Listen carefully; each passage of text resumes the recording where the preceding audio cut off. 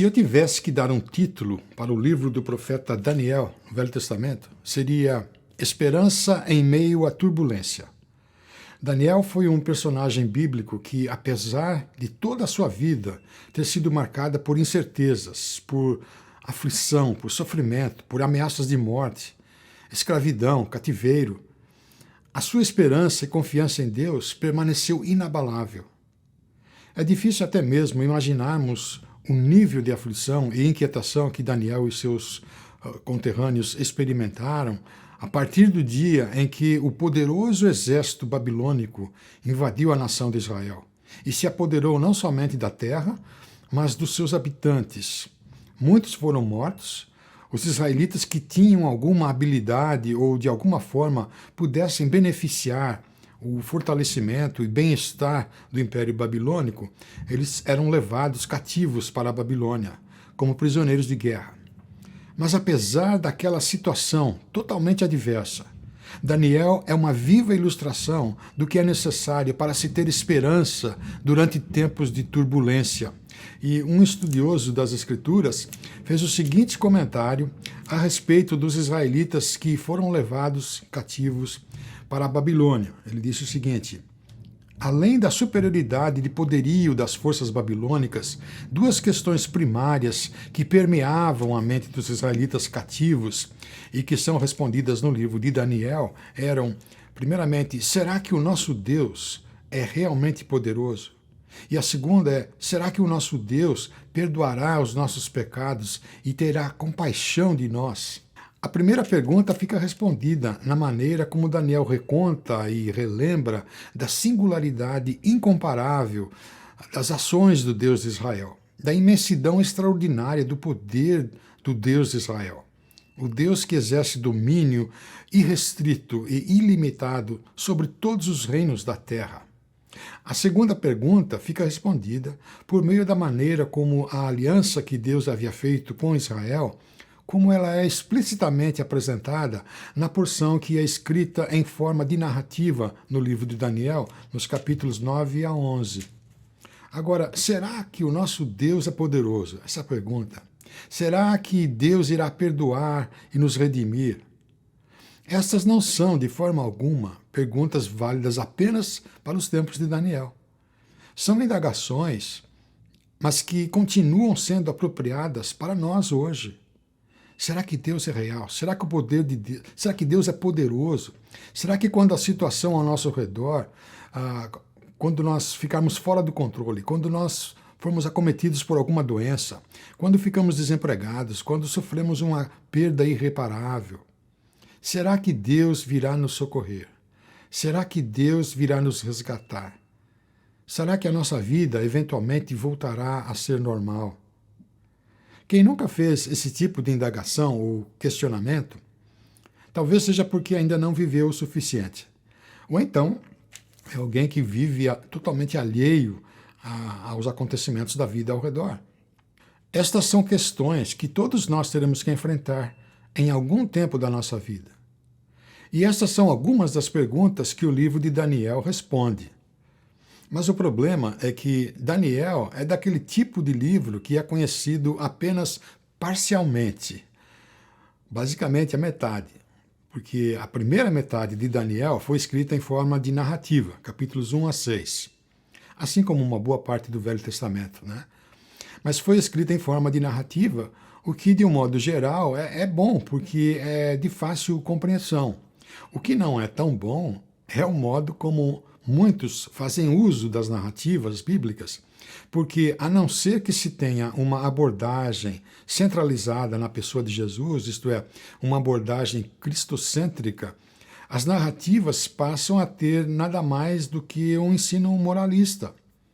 Então, por exemplo, nós lemos que Daniel orava 3 vezes ao dia, então nós achamos que devemos ser como Daniel e orar 3 vezes ao dia, né? Mas a segunda metade do livro, a partir do capítulo 7 até o 12, tem uma escrita tipo escatológica, que tem a ver com os acontecimentos do final dos tempos. Sonhos e visões que estão sendo interpretados por Daniel e que a maioria de nós não faz a menor ideia do que eles simbolizam. Por isso nós somos levados a ter aquele tipo de pensamento: ah, tudo bem que a gente não consegue entender. Isso tem a ver apenas com o final dos tempos mesmo, né? Não tem serventia para os nossos dias de hoje, então não tem importância que a gente não consiga entender. Infelizmente, nós podemos cometer esse engano. O engano de pensar que há milhares de anos Deus teria inspirado a escrita de um livro que 50% do seu conteúdo seria totalmente irrelevante, exceto para quem estiver vivo no final da história da humanidade, não é? Mas Deus, ele não cometeu esse engano. A mensagem de Daniel foi de grande valia para aqueles que estavam no cativeiro babilônico, da mesma forma como é de grande valia para nós hoje. Estaremos focalizando a nossa atenção mais nos primeiros 7 versos iniciais do primeiro capítulo, mas antes vamos ler um trecho do livro de Crônicas, para que tenhamos uma ideia do contexto do livro de Daniel. O Senhor, o Deus dos antepassados, advertiu-os várias vezes por meio de seus mensageiros, pois ele tinha compaixão do seu povo e do lugar de sua habitação. Mas eles zombaram dos mensageiros de Deus, desprezaram as palavras dele e expuseram ao ridículo seus profetas, até que a ira do Senhor se levantou contra o seu povo, e já não houve remédio. Ele enviou contra eles o rei dos babilônios, que no santuário matou os seus jovens à espada, não poupou nem rapazes, nem moças, nem adultos, nem velhos.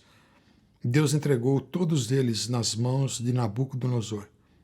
Este levou para a Babilônia todos os utensílios do templo de Deus, tanto os pequenos como os grandes, juntamente com os tesouros do templo do Senhor, os do rei e os de seus oficiais. Os babilônios incendiaram o templo de Deus e derrubaram o muro de Jerusalém, queimaram todos os palácios e destruíram todos os utensílios de valor que havia neles. Nabucodonosor levou para o exílio na Babilônia os remanescentes que escaparam da espada, para serem seus escravos e dos seus descendentes, até a época do domínio persa.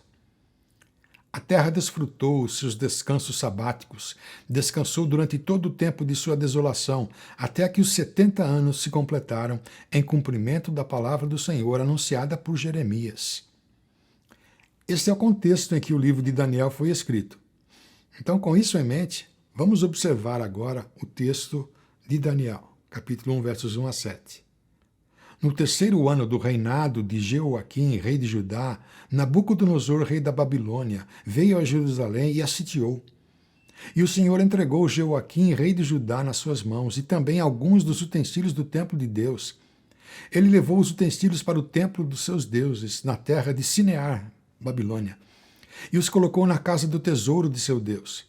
Depois o rei ordenou que Aspenaz, o chefe dos oficiais da sua corte, trouxesse alguns dos israelitas da família real e da nobreza, jovens, sem defeito físico, de boa aparência, cultos, inteligentes, que dominassem os vários campos do conhecimento e fossem capacitados para servir no palácio do rei. Ele devia ensinar-lhes a língua e a literatura dos babilônios. De sua própria mesa, o rei designou-lhes uma porção diária de comida e de vinho. Eles receberiam um treinamento durante 3 anos e depois disso passariam a servir o rei. Entre esses estavam alguns que vieram da tribo de Judá: Daniel, Ananias, Misael e Azarias. É importante observarmos o destaque de que Daniel, Ananias, Misael e Azarias eram da tribo de Judá. Porque conforme o patriarca Jacó havia declarado aos seus 12 filhos, de onde se originam as 12 tribos de Israel, Judá era a tribo de onde o cetro, aquele bastão de comando de autoridade real, nunca se apartaria. Isso está escrito em Gênesis 49. Judá era a tribo israelita de onde viriam os reis de Israel, até que o Messias, o ungido de Deus, viesse da parte de Deus. Portanto, esse detalhe de serem da tribo de Judá era claramente um sinal sendo enviado aos israelitas do fato que Deus iria preservar o seu povo. Mas conforme o verso 7 de Daniel e seus 3 amigos, eles receberam um novo nome na língua babilônica. o chefe dos oficiais deu-lhes novos nomes pelos quais eles deveriam ser conhecidos, né? A Daniel deu o nome de Beltesazar, a Ananias, Sadraque, a Misael, Mesaque e a Azarias, Abdenego. Portanto, a narrativa do livro de Daniel começa nos apresentando dois reinos distintos, dois reinos totalmente incompatíveis. O reino de Jeoaquim, rei de Judá, o reino de Nabucodonosor, rei da Babilônia. E como era comum naquela época, o passatempo principal de um rei era fazer com que seu reino se tornasse cada vez maior, mais poderoso, mais famoso. E foi com essa intenção que Nabucodonosor invadiu o território israelita, provavelmente pensando na localização estratégica de Israel à beira do mar. Mas esta não é uma história apenas de dois reis e seus reinos. É uma história também de dois deuses. Na história da antiguidade, naquela região do mundo especialmente, as nações não eram tão secularizadas como as nações dos nossos dias. Quando elas saíam para guerrear, elas clamavam aos seus deuses para que fossem adiante deles e lhes concedessem vitória. E quando os inimigos eram derrotados, eles e os seus deuses, eles eram levados cativos. A ideia era que o Deus dos vitoriosos era mais forte do que o Deus dos que eram derrotados. O nosso Deus é mais forte do que o Deus de vocês e agora vocês pertencem a nós. Portanto, Nabucodonosor, ele não levou cativo somente Jeoaquim.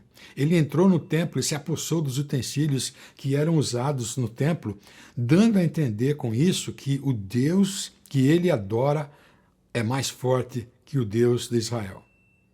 E para os israelitas que estavam vivenciando aquele momento, a única coisa que a situação estava demonstrando era que Deus tinha perdido o controle da situação.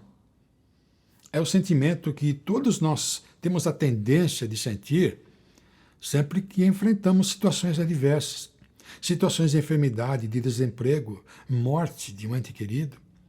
O sentido de que Deus nos abandonou, ou então está ocupado demais para cuidar de nós. Mas observe que, de acordo com o verso 2, Daniel nos informa que foi Deus quem entregou o rei Jeoaquim nas mãos de Nabucodonosor. Verso 2. E o Senhor entregou Jeoaquim, rei de Judá, nas suas mãos, e também alguns dos utensílios do templo de Deus. Ele levou os utensílios para o templo do seu Deus, na terra de Sinear, e os colocou na casa do tesouro do seu Deus. Em outras palavras, foi Deus quem colocou o seu povo no cativeiro. Foi Deus quem permitiu que a nação de Israel fosse invadida e derrotada pelo exército de Nabucodonosor. Esta é, sem dúvida, a mensagem mais impressionante do livro de Daniel. O fato de que Deus está no controle sobre tudo e sobre todos. Isso significa que, por mais incrível que pareça, nada do que estava acontecendo estava fora do controle de Deus. Nós, seres humanos, é que temos a tendência de achar que, quando a situação está indo de mal a pior, é porque Deus perdeu o controle da situação. Porque, de acordo com o nosso modo natural de pensar a respeito de Deus, quando as coisas não acontecem de acordo com a nossa vontade, com os nossos desejos, a primeira coisa que vem à nossa mente é que talvez Deus não esteja a par da situação. Enquanto as coisas estão dando certo, está tudo tranquilo, nós não temos dificuldade para dizer que Deus está no controle de tudo. Mas quando as coisas começam a dar errado, quando não acontecem do jeito como nós gostaríamos que acontecessem, a nossa reação natural é: aonde é que está Deus? Aonde é que está a bondade de Deus? Por que Deus está demorando tanto para entrar em ação, para resolver essa situação? Mas a convicção interior que Daniel tinha do seu Deus, do Deus Altíssimo, era firme e inabalável. Os versículos 8 e 9. Daniel, contudo, decidiu não se tornar impuro com a comida e com o vinho do rei, e pediu ao chefe dos oficiais permissão para se abster deles. E Deus fez com que o homem fosse bondoso para com Daniel e tivesse simpatia por ele. Deus fez com que o homem fosse bondoso, né? E no verso 17, a esses 4 jovens, Deus deu sabedoria e inteligência para conhecerem todos os aspectos da cultura e da ciência. E Daniel, além disso, sabia interpretar todo tipo de visões e sonhos. Depois de ouvir que Nabucodonosor tinha decretado a morte de todos os sábios que não soubessem interpretar o seu sonho, ouça também o que Daniel declarou. Então o mistério foi revelado a Daniel de noite, numa visão. Daniel louvou o Deus dos céus e disse: Louvado seja o nome de Deus para todo sempre. A sabedoria e o poder a ele pertencem. Daniel não tinha dúvida alguma a respeito do seu Deus, de quem era o seu Deus, do que ele era capaz de fazer. E quando o rei perguntou se Daniel sabia interpretar o seu sonho, capítulo 2, ele disse: Nenhum sábio, encantador, mago ou adivinho é capaz de revelar ao rei o mistério sobre o qual perguntou. Mas existe um Deus nos céus que revela os mistérios. Quando ele interpretou o sonho de Nabucodonosor, ele declarou: Na época desses reis, o Deus dos céus estabelecerá um reino que jamais será destruído e que nunca será dominado por nenhum outro povo. E o próprio Nabucodonosor, depois de ter sido restaurado à sanidade pela graça de Deus, depois daqueles 7 anos vivendo como um selvagem, também reafirmou a convicção de Daniel. Ao fim daquele período, eu, Nabucodonosor, levantei os olhos ao céu e percebi que o meu entendimento tinha voltado. Então louvei o Altíssimo, honrei e glorifiquei aquele que vive para sempre. O seu domínio é um domínio eterno, o seu reino dura de geração em geração. Todos os povos da terra são como nada diante dele.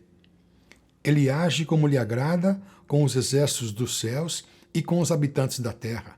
Ninguém é capaz de resistir à sua mão e nem de dizer-lhe: o que fizeste? Não há dúvida alguma de que o livro de Daniel, antes de mais nada, é uma história a respeito de 2 deuses, mas que somente um deles é verdadeiramente Deus. Aquele Deus que Nabucodonosor idolatrava não era um Deus verdadeiro, era um Deus de fabricação humana. E o que nós podemos ver claramente nesse relato de Daniel é que o Deus de Israel é que estava no controle de tudo o que estava acontecendo. Agora, mas se Deus estava no controle, então por que razão Daniel, Ananias, Misael e Azarias e todos os demais que foram levados cativos foram levados para servir a um rei pagão? O profeta Abacuque pode nos ajudar a encontrar a resposta a essa pergunta. Ouça o que Deus disse a Abacuque em resposta à sua reclamação pela aparente demora do socorro de Deus para com o povo de Israel. Abacuque capítulo 1. Deus falando: Olhem as nações e contemplem-nas, fiquem atônitos e pasmem. Pois nos dias de vocês farei algo em que não creriam se lhes fosse contado. Estou trazendo os babilônios, nação cruel e impetuosa, que marcha por toda a extensão da terra para apoderar-se das moradias que não lhe pertencem. É uma nação apavorante e temível, que cria a sua própria justiça e promove a sua própria honra. Seus cavalos são mais velozes que os leopardos, mais ferozes que os lobos no crepúsculo. Sua cavalaria vem de longe, seus cavalos vêm a galope, vêm voando como ave de rapina que mergulha para devorar. Todos vêm prontos para a violência. Suas hordas avançam como o vento do deserto, e fazendo tantos prisioneiros como a areia da praia. Menosprezam os reis e zombam dos governantes, riem de todas as cidades fortificadas, pois constroem rampas de terra e por elas as conquistam. Depois passam como o vento e prosseguem, homens carregados de culpa, e que têm por Deus a sua própria força.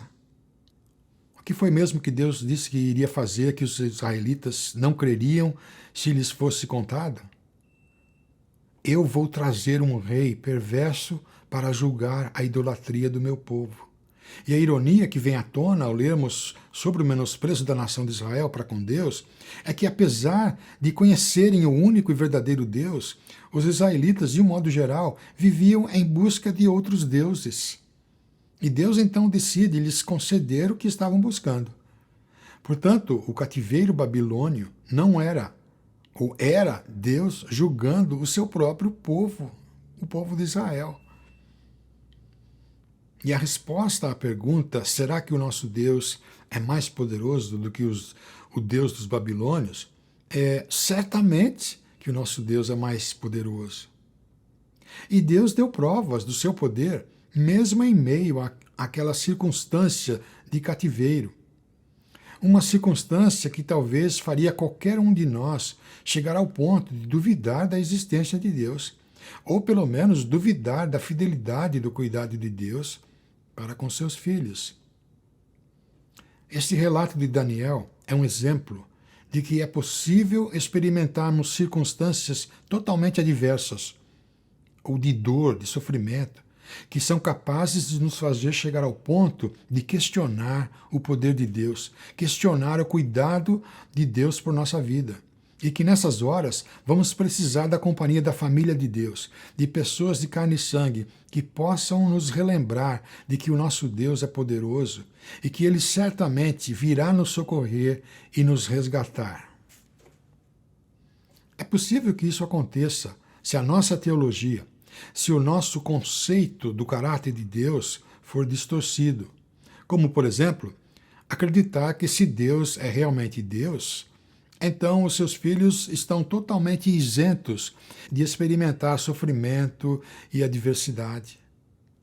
Mas se Deus não poupou o sofrimento, nem mesmo a vida de Jesus, quem somos nós para achar que não merecemos experimentar sofrimento e adversidade nessa vida terrena, não é mesmo?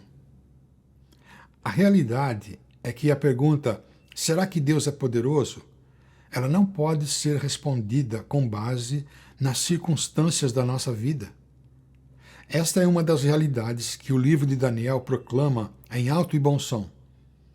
Lembram da pergunta feita por Nabucodonosor pouco antes de ordenar que Sadraque, Mesaque e Abdinego fossem lançados na fornalha por se recusarem a adorar a sua imagem de ouro? Lá no capítulo 3. Se não a adorarem, serão imediatamente atirados numa fornalha em chamas. E que Deus poderá livrá-los das minhas mãos? E a resposta deles foi, se formos atirados na fornalha em chamas, o Deus a quem prestamos culto pode livrar-nos, e Ele nos livrará das suas mãos, ó Rei. Mas se Ele não nos livrar, saiba, ó Rei, que não prestaremos culto aos seus deuses, nem adoraremos a imagem de ouro que mandaste erguer. Ou seja, não é o fato de Deus nos livrar que comprova que Ele existe e que Ele é poderoso. Deus não depende de realização de milagres, seja lá qual for, para comprovar o quanto que Ele é poderoso e que Ele existe. Esta é a convicção a respeito de Deus que precisamos ter para que não venhamos a esmorecer quando estivermos diante de circunstâncias adversas, diante de sofrimento. Como declarou o rei Davi em uma de suas orações, mesmo quando eu andar por um vale de trevas e morte, não temerei perigo algum. Por quê? Pois tu estás comigo. Na tradução do aramaico para o português, não dá para perceber, mas os nomes dos 4 jovens israelitas escolhidos por Nabucodonosor para servirem no seu palácio foram mudados para que eles tivessem significados conforme os deuses da Babilônia. Mas seus nomes hebraicos tinham ligação direta com o Deus de Israel. Então, em hebraico, Daniel significa meu juiz é Deus. O novo nome, Beltesazar, significa protetor do rei.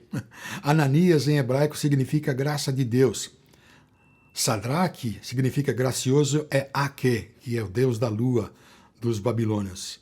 Misael significa semelhante a Deus. Mesaque significa semelhante a Ake, o rei da lua. Azarias significa meu ajudador é Deus. Abdinego é servo de Negô. Negô, nome de um dos deuses babilônios. Obviamente, os nomes foram alterados como sendo uma tentativa de alterar a identidade pessoal de cada um, de acordo com os deuses da Babilônia. Mas é interessante notar que, passados alguns anos, quando o rei que sucedeu Nabucodonosor é quem está no trono, oferecendo um banquete, se embebedando com seus amigos, usando os utensílios que tinham sido tomados do templo de Jerusalém, e Daniel com o seu nome mudado para Beltesazar. Ele havia sido praticamente esquecido, mas é naquela ocasião que, misteriosamente, aparecem uma mão, os dedos de uma mão escrevendo uma mensagem no reboco da parede, mas que ninguém sabia decifrar o seu significado. E quem é mesmo que é lembrado como sendo capaz de decifrar a mensagem? A rainha entra em cena, procurando acalmar o rei, e diz, capítulo 5 de Daniel, não fiques assustado, nem tão pálido. Existe um homem em teu reino que possui o espírito dos santos deuses. Na época do teu predecessor, verificou-se que ele tinha percepção, inteligência e sabedoria como a dos deuses. Manda chamar esse homem Daniel, e não Beltesazar, né? E ele te dará o significado da escrita. O Deus de Daniel é lembrado. Portanto, o livro de Daniel não é apenas a história de dois reinos, de dois deuses, mas é também a história de duas culturas. Observe novamente o capítulo 1, versos 3 a 5, que nós já lemos.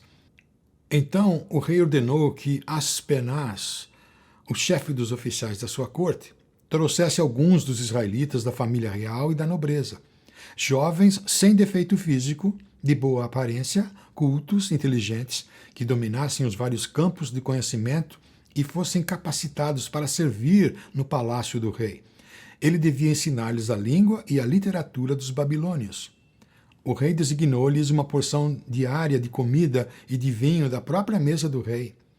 Eles receberiam um treinamento durante 3 anos e depois disso passariam a servir o rei. Dá para contar umas 7 ou 8 características do tipo de pessoa que o rei queria como seus assessores. E não há dúvida de que, hoje em dia, esse rei seria rotulado de racista, né? Certamente não era para ser uma escolha aleatória. Era um tipo específico de pessoa que ele queria ao seu redor. Isto é, vamos mudar os seus nomes, a língua que eles falam, o modo de pensar e raciocinar, e inclusive a dieta alimentar. Era feita uma completa lavagem cerebral para que eles ficassem totalmente livres da sua herança familiar e educacional judaicas e assim se tornassem cidadãos babilônios, com uma nova identidade pessoal. Mas o que Nabucodonosor não sabia era que, uma vez que se tem a compreensão correta a respeito de quem Deus realmente é, da maneira como Daniel e aqueles seus amigos muito provavelmente cresceram ouvindo e sendo educados conforme os ensinamentos das Escrituras, como era típico de uma família judaica, a tentativa de reeducá-los seria praticamente impossível. Daniel e seus amigos não tinham dúvida alguma a respeito da legitimidade do ensino das Escrituras, que diz, como Provérbios tanto fala, o temor do Senhor é o princípio, é a chave da sabedoria e do conhecimento. Confie no Senhor de todo o seu coração e não se apoie em seu próprio entendimento.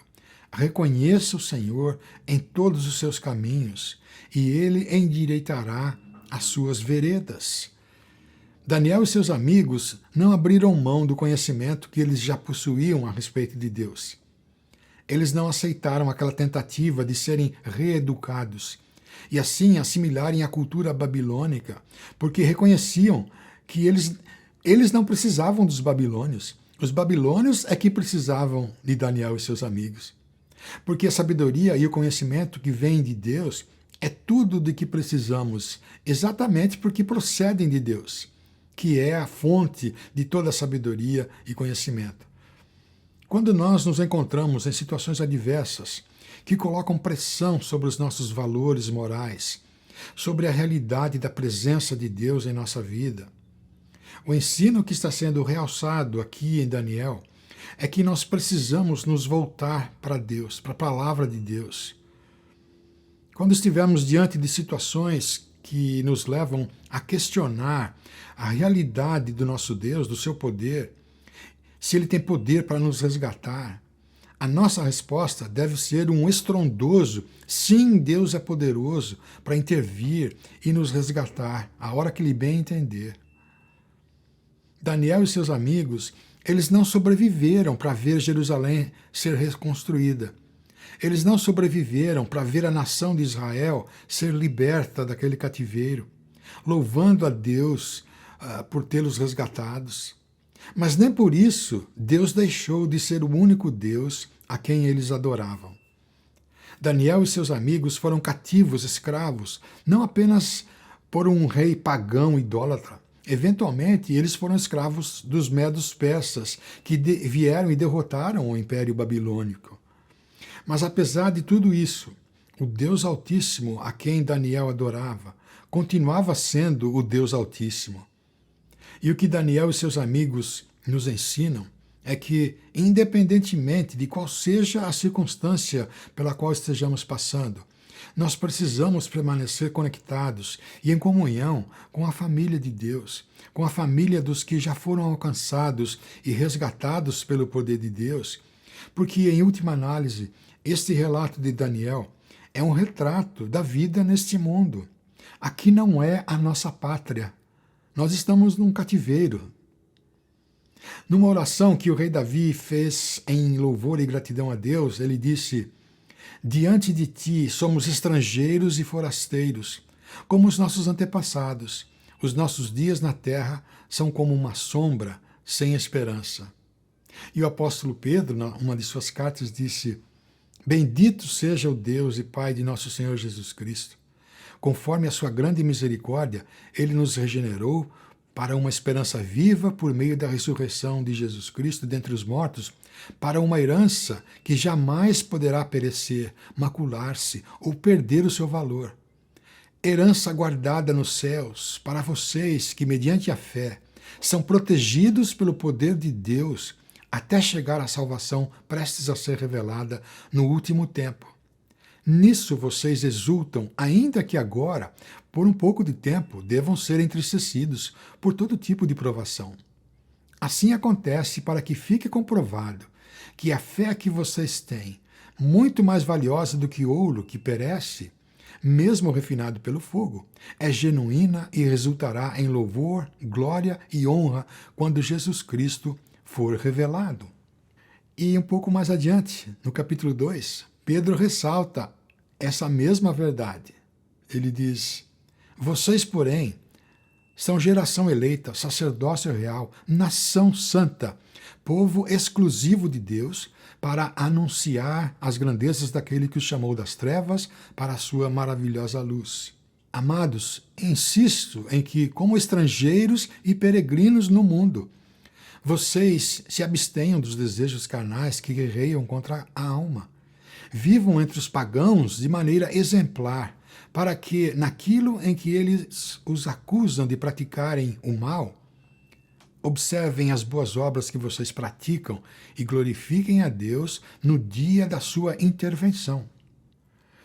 Portanto, se nós rejeitamos a possibilidade de que Deus pode nos resgatar e, ao mesmo tempo, continuarmos sujeitos a experimentar adversidades, dificuldades financeiras, doenças, desemprego, problemas familiares, então nós ainda não entendemos o significado da verdadeira redenção.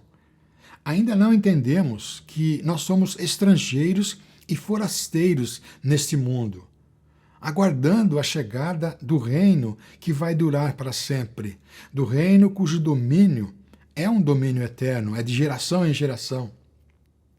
Mesmo estando no cativeiro, onde ficaram até morrer, Daniel e seus amigos não tinham dúvida alguma de que eram súditos do Rei invencível, do Rei eterno, do Deus Altíssimo. Eles viveram como escravos de um reino passageiro, mas tinham absoluta confiança de serem filhos de Deus para sempre. Isso fez toda a diferença no modo como eles viveram todos aqueles anos no cativeiro. Essa é uma das lições preciosas do livro de Daniel para a nossa vida hoje. Você crê que o nosso Deus é realmente poderoso? Você crê que o nosso Deus perdoará os nossos pecados e virá nos resgatar para sempre?